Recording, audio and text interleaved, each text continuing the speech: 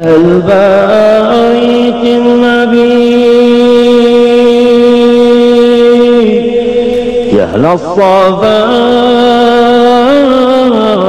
والمناجاة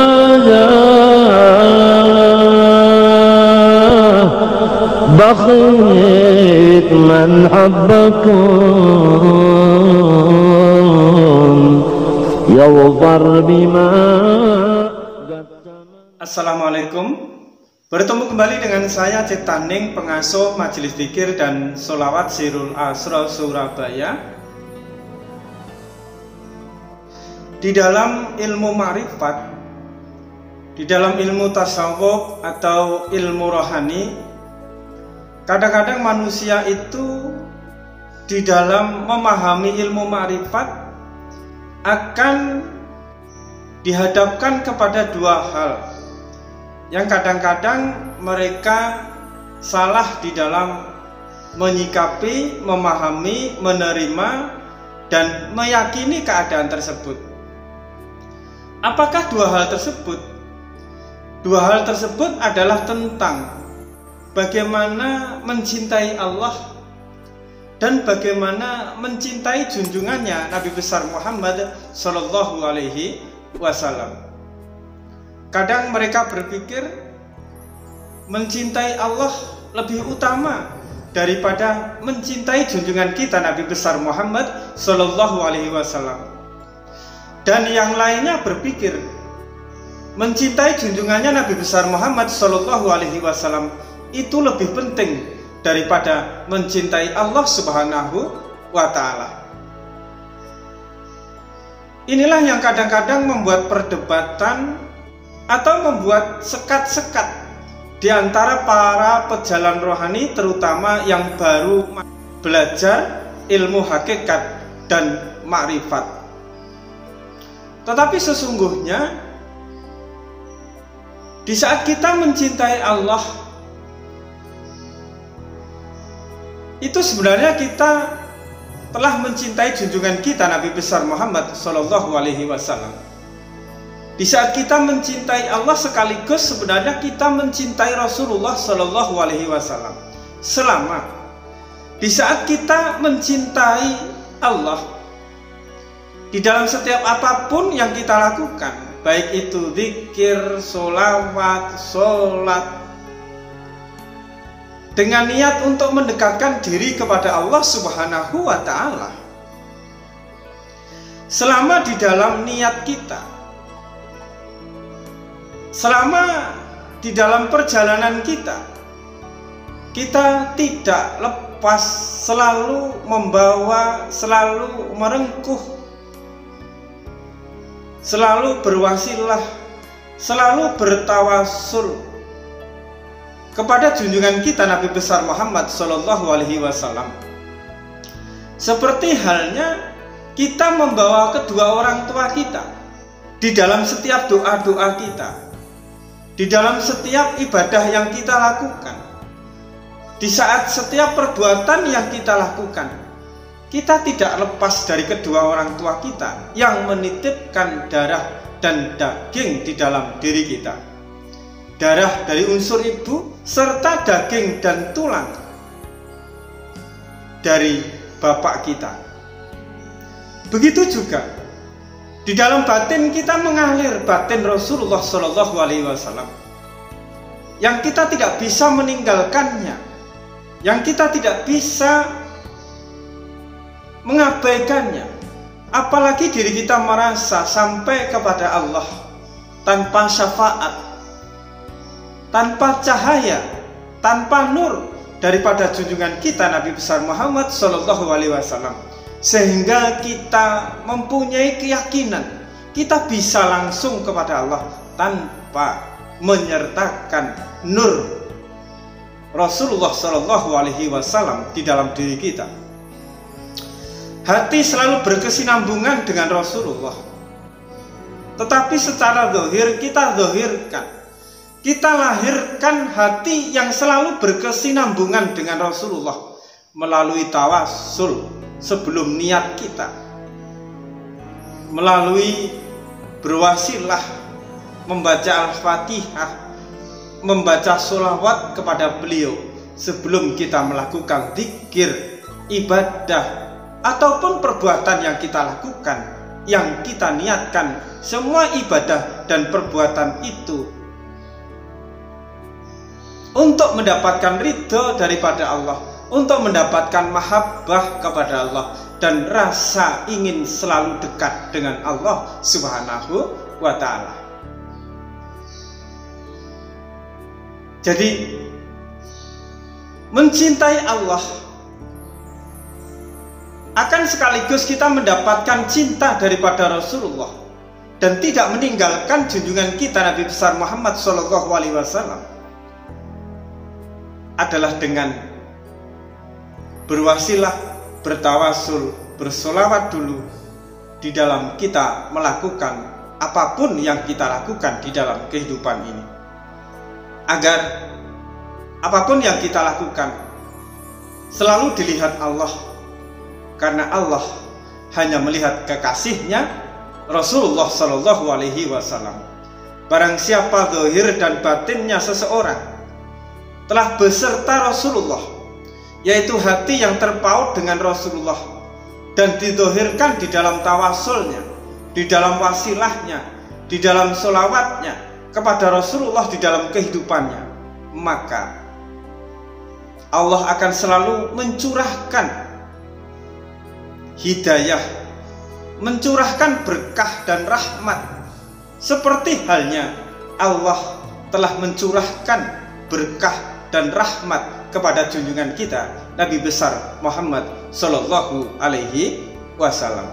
Inilah salah satu cara agar di saat kita mendekat kepada Allah tanpa meninggalkan Rasulullah, di saat kita mencintai Allah tidak meninggalkan cinta kita kepada Rasulullah Sallallahu Alaihi Wasallam, juga kepada guru-guru kita dan kepada kedua orang tua kita. Apabila kita mencintai Allah namun kita meninggalkan Rasulullah, maka kita tidak akan menemukan cinta seperti halnya Rasulullah mencintai Allah.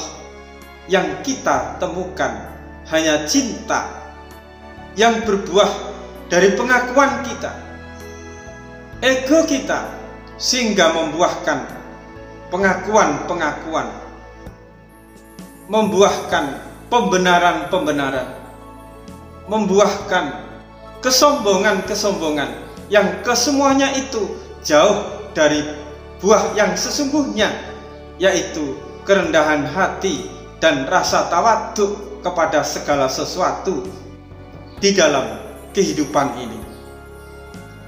Jadi, lalu mana yang lebih utama di saat kita mendekatkan diri kepada Allah? Yang lebih utama adalah tawasulnya dulu. Yang lebih utama adalah sambungannya dulu. Hati kita sambungkan kepada orang tua kita, kepada guru-guru kita, kepada Rasulullah Sallallahu Alaihi Wasallam, baru kita mendekatkan diri kepada Allah dengan cara berzikir, dengan cara bertasbih, dengan cara beristighfar dan lain sebagainya. Mendahulukan tawasul kepada orang tua, kepada guru, kepada Rasulullah, bukan berarti kita mengesampingkan Allah, tetapi dengan mendahulukan orang tua, guru, dan Rasulullah di dalam adab kita untuk mendekat kepada Allah, itulah sebaik-baiknya jalan menuju Allah. Itulah keselamatan yang nyata apabila kita ingin mendekat kepada Allah, sehingga dijauhkan dari gurur, dari tipu daya, dari segala sesuatu yang menghijab dan memperhentikan kita di dalam perjalanan menuju Allah Subhanahu wa ta'ala. Ibaratnya Rasulullah Shallallahu Alaihi Wasallam beserta para guru-guru kita dan kedua orang tua kita itu adalah ibarat gelas, sedangkan Allah Subhanahu wa ta'ala itu ibaratnya adalah kopi atau air yang ada di dalam gelas. Yang lebih utama, sebelum kita meminum kopi atau kita mengambil air untuk kita teguk sebagai obat dari dahaga kita. Yang lebih utama kita siapkan adalah gelasnya. Kita bersihkan, kita jaga, kita rawat, kita pelihara gelas ini dengan baik, kita bersihkan dengan baik, maka barulah kita mengambil kopi atau air untuk kita minum. Begitulah adab kita. Apabila kita mendekat kepada Allah tetapi tidak memelihara adab, tidak memelihara pertalian kita dengan Rasulullah, dengan para guru, dan dengan kedua orang tua kita, maka kita tidak punya tempat untuk menaruh kopi, untuk mewadahi air. Bagaimana jadinya? Kopi dituang di tangan gini, atau dituang di telapak tangan begini. Layakkah untuk kita minum? Layakkah untuk kita suguhkan kepada orang lain? Layakkah, pantaskah? Memang kita mempunyai kopi, memang kita sedang menyuguhkan kopi, tetapi kalau di telapak tangan kita menaruhnya, siapa yang mau meminum? Begitulah hakikatnya. Kedekatan kita kepada Allah, kita harus siapkan wadahnya, yaitu pertalian hati kita kepada Rasulullah, kepada guru-guru, dan kepada kedua orang tua kita. Semakin bagus nilai gelasnya, akan semakin mahal nilai kopi dan airnya. Dan semakin buruk nilai gelasnya, maka akan semakin murah nilai kopi dan airnya. Kalau kita beli di restoran atau di Starbucks, gelas segini saja kopinya bisa 50.000, 75.000, bahkan 100.000. Coba bandingkan kalau kita beli kopi terus gelasnya hanya begini, harganya cukup 3.500. Jadi nilai jual atau yang mengangkat derajat daripada kopi dan air itu menjadi mahal karena wadahnya dijaga, semakin indah, semakin mewah, maka harga jual daripada kopi dan air itu semakin mahal. Ini harus kita pahami. Apabila kita ingin ditinggikan derajat kita oleh Allah Subhanahu wa Ta'ala, ingin dimuliakan oleh setiap keadaan yang ada di dalam kehidupan ini, maka yang perlu kita rawat adalah pertalian kita dengan ibu bapak kita, dengan guru-guru kita, dan dengan junjungan kita Nabi besar Muhammad Sallallahu Alaihi Wasallam. Muhammadnya kita perbaiki, wadahnya kita perbaiki, niscaya kopi itu, air yang ada di dalam wadah itu akan dihargai, akan dimuliakan, yang lebih mahal kualitasnya daripada kopi diwadahi di dalam wadah plastik dan lain sebagainya. Cukup sekian, semoga manfaat. Ingat, tetap waras dan tetap fokus. Wassalamualaikum warahmatullahi wabarakatuh.